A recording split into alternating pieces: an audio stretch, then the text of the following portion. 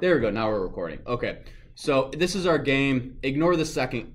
Oh, you guys can't see it. There we go. Ignore this guy. That's for a different example. And again, it's slow because I'm recording and I got 3 screens going on. But this is our game. See how slow everything is?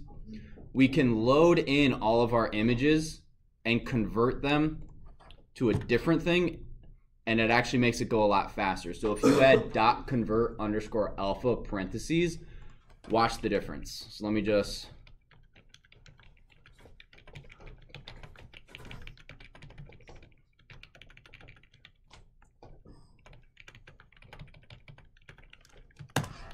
So if we convert all of our images into this alpha format, please be faster. And if I wasn't recording the video, it's like it's crazy. This is about how fast it is when I'm not recording a video. So if I'm like, it's crazy fast. So if you guys want to do that, you totally can. It loads your game in faster. And all you have to do is at the very end of when you load the image into the game, you just add .convert_alpha parentheses. So now that, yes. Does that work for sounds or just? No. It's just images. Now the next thing I want to show you guys. So once you have that down for one of your images, stop and just pay attention up here, because then you can copy and paste it to the rest of your images. Apparently Matthew has his done because his face is so. Yeah, it makes it crazy fast. So, all right. Now what I want you guys, so pay attention up here real quick. So, our game currently, as you guys have it, we fill in our background with 2 for loops, right? Right, we have one picture that we tile all the way across and then all the way down. What you can do is if you set a couple of variables, I mean, it takes just a few minutes. We have a Boolean variable. You can have it change. You can have it change your background, right? Now, yesterday, some of you weren't here. I said don't have a while loop inside of your while loop, right? Because you'll get stuck in the second while loop, and it's not awesome. What you want to do is you want to have if statements, because if you have if statements, what'll happen is this is a while loop that's always going to run, so it's always going to check and see if this variable is true or false. So what you'd want to do is you have a couple of different level variables, and you have level 1 is true, level 2, level 3, level 4 are all false. And once you get to a certain point in your game, and this is where you guys need to sit down and think, how do I want to construct my game? Do I want to have different levels? If so, do I want levels based on score, time, right? Do I want power-ups that help me move faster? So you guys have to sit down and think. You guys just can't sit down and pound out a game, because then you're just going to be like, well, I want different levels. My immediate question is going to say, okay, how do you get to level 2? What constitutes level 2? And if you go, well, I don't know, you need to sit down and figure that out. You also need to figure out what type of power-ups you guys want. So you guys can't just sit down and start coding. You guys should sit down with a piece of paper and go, I want level 1 to be easy, level 2 to be hard, level 3 to be insane, and level 4 to be impossible. Well, what makes it easy, medium, hard, and possible? You got to sit down and figure all that out. Van and then Matt. Can we base it off of an existing game? Mm-hmm. Okay. Yes. If you make a bunch of if statements, wouldn't it like slow down the computer? Like if you put like if level 1 no, it doesn't slow it down noticeably. So take a look at this. So what I did, it won't slow it down, especially if you have if and elifs, right? So I have if new level is false, we're going to have our basic background. Otherwise, I'm going to have level 2 be blitted, right? Now, what makes new level false? All I did was I went into my key down, so input from the keyboard, so that I could do it at will. So I could show you guys how it would work, as opposed to health or whatever. So what you guys would want to do, instead of putting how to change the level tied to a specific key, you'd want to do it to a score. So what I have is, if I push down on L, I go to level 2. Otherwise, I'm back to level 1. Does that make sense? Right? I jump to level 2 by hitting a key. I jump back to level 1 by letting go of that key. What you guys again would want to do is instead of having new level is true or something like this, you would have if score is above 100, level 2 is true. Does anyone have any questions on that? Does anyone have a question on why I'm doing true and falses as to why it is? Okay, so Carter? No, I was going to kind of ask that question, like why you do true and falses? Because I can only be on one level at a time.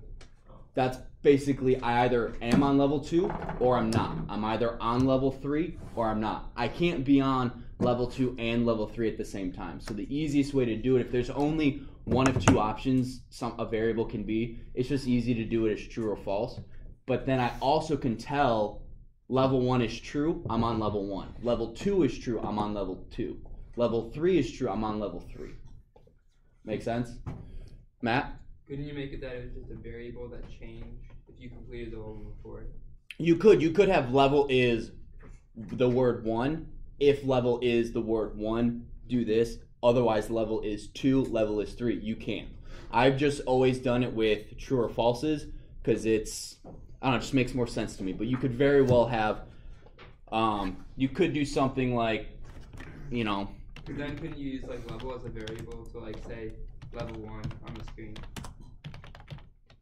Yeah, you could do level is 1, and then on screen you could screen dot blit. You'd have to do some stuff like, yeah, that's not exactly this, but you could do something like this 100%. You could have level, instead of it being a true or false, level 1, level 2, level 3 is true, true or false.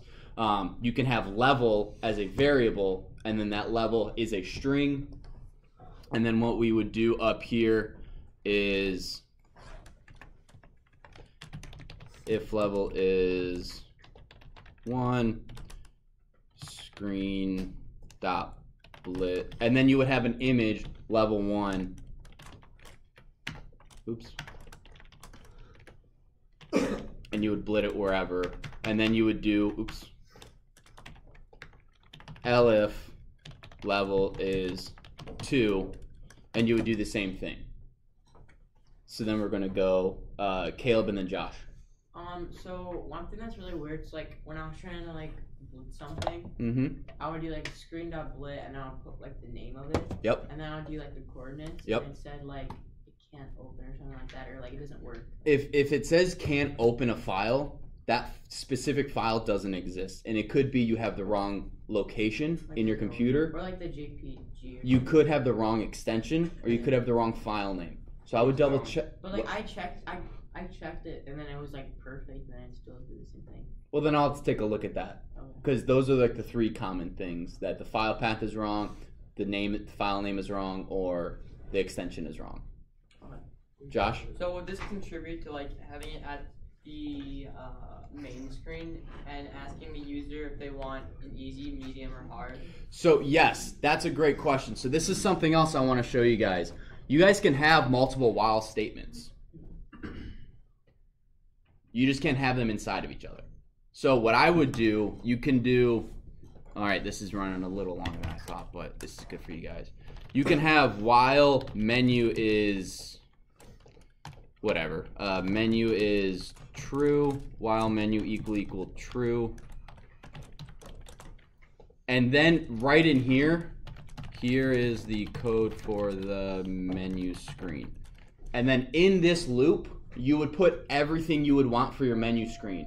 Again, this is something you need to sit and plan out. What do I want my menu screen to look like? Do I want to have easy, medium, hard as icons in there? Do I want them rendered in, right? How do I select an easy, medium, or hard? You would have all that information in your menu, and then once you've selected everything, you know, you have a break statement that then runs into your video game code. A menu counts as a gameplay element, so that's a good thing to work on. So does a pause menu in the game. There's 2 different ways to do a pause menu. One is easier than the other.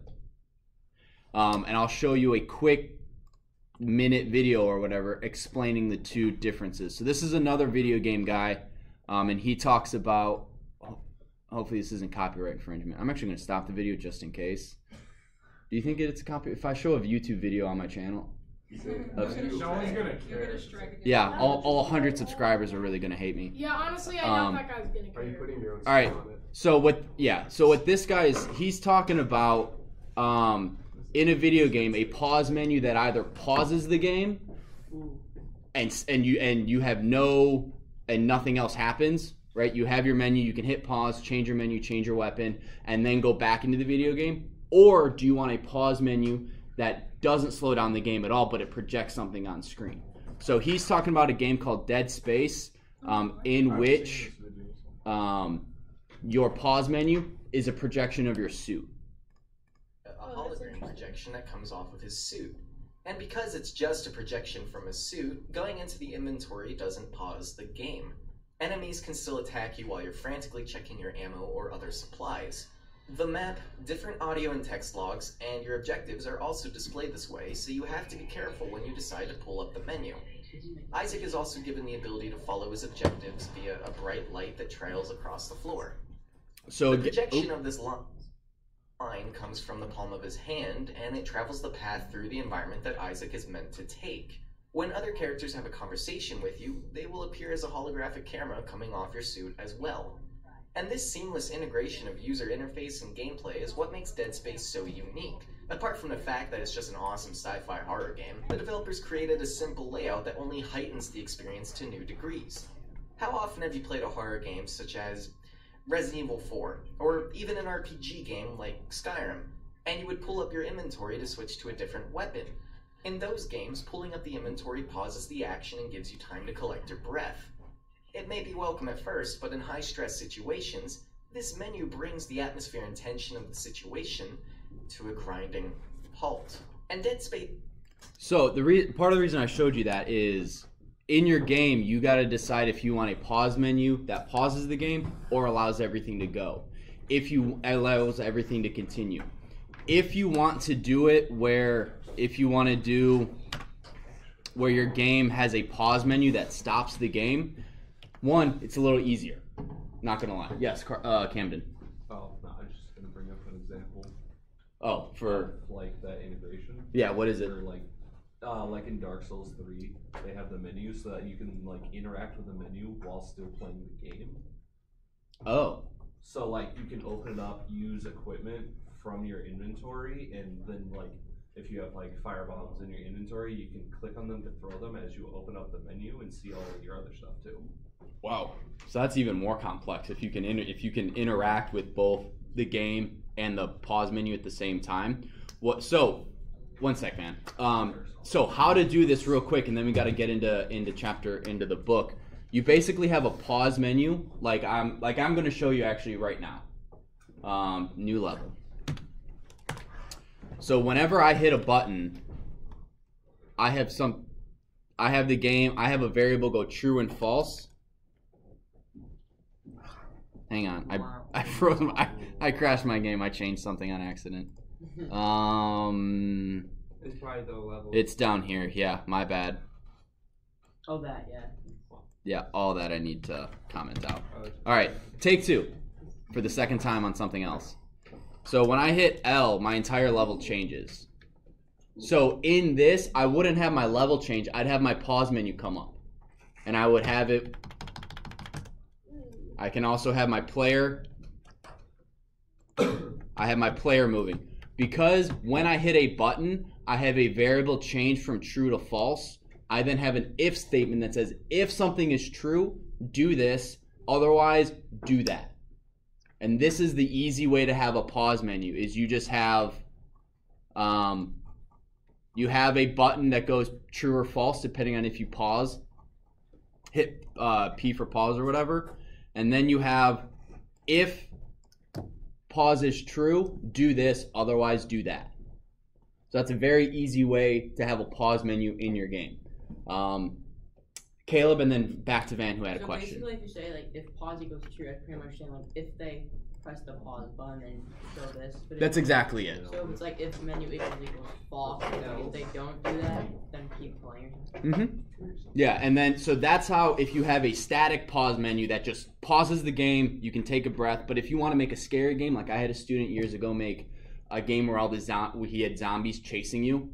and you just had to like fight them off or whatever. So in that type of a game, if you want to create a more frantic, oh my gosh, oh my gosh, oh my gosh, oh my gosh, oh my gosh, you would not have a pause menu that pauses the whole game. You would have to work the pause menu into the game, which is why I say it's a little harder, because you have to keep track of everything else moving and have the pause menu go in there seamlessly. So the easier way to do it is by having a pause menu that pauses the rest of the game, and then you have the code that loads the pause menu. Ben and then Matt. I was just gonna say that, like, not really for Python, not anything that we could do, but just for game design in general. Another interesting thing about that menu point is that something like the Wii U, where you have a gamepad, you could have a menu on the gamepad itself, and then you could... Or like the 3DSs. Yeah, and then you could see the game, but also interact with the menu at the same time. So like on the screen have a D-pad icon that says up, down, left, right, does health, pause, this or that? Well, I mean, like, on the gamepad, it's like there's a okay, like the DS you said. Yeah, I get that. So like you could interact with your inventory with touchscreen and then play the game with the buttons, and it's really interesting. Yeah, I mean, if you coded either two separate screens to pop up that could interact with each other, or you cut your big screen in half and have the lower half be your menu and your inventory and your all that stuff while the game is still going, that would actually be super cool, and I don't think anyone's done that. Excuse me, no one's tried that. Caleb. I'm not sure this is for Python though, but can you like insert a camera into the game so it like follows the character? Yeah. It wouldn't necessarily be a camera thing that you then move. But like, yeah. You probably could. It just depends on how. Typically, camera is more for 3D games. Yeah. Trying to make 3D. Yeah, that's right now it's gonna be tough. Well, So like in the future, like in the future, yeah, you totally can. You could make that, but all right, Matthew, and then we got to get into chapter 6 in the book. So you explained how to use like true and falses for the pause menu, but then that wouldn't work if you wanted to like have them hit the pause button and not hold it. No, it would. You have it. You would have if P is hit. If you hit P and the pause variable is false, make it true. Okay. So you just have to add another qualification to it. But you can't have it where you hit it once, it goes to the pause menu, and you hit it again, it goes back. Other Matthew. Did you do touchscreen games? As far as I know, you would code it as just a touch. You would do it as like a mouse click, because the as I understand it, the Surface takes touch input like a mouse click. Yes. Are we able to import Turtle into our... Turtle? Yeah. Yeah, go right ahead. Okay, so if you guys have any more questions on the final, meet with me after school, during lunch, before class, whenever. If you guys have study hall or study lab, I'm happy to help. I will go over more in depth of what is needed for the final before I sign it. But that was just some helpful stuff to help you with the final. So this would be, if this video will be online in the next day or so you can always go back and kind of see. I know I kind of breezed through a bunch of that, but happy to help. All right. So what we're going to do now is, let me get a new shell up, like a turtle. I guess one person laughed. I got a pity laugh on that one. Okay, so chapter 6, let me stop the video and then do it again.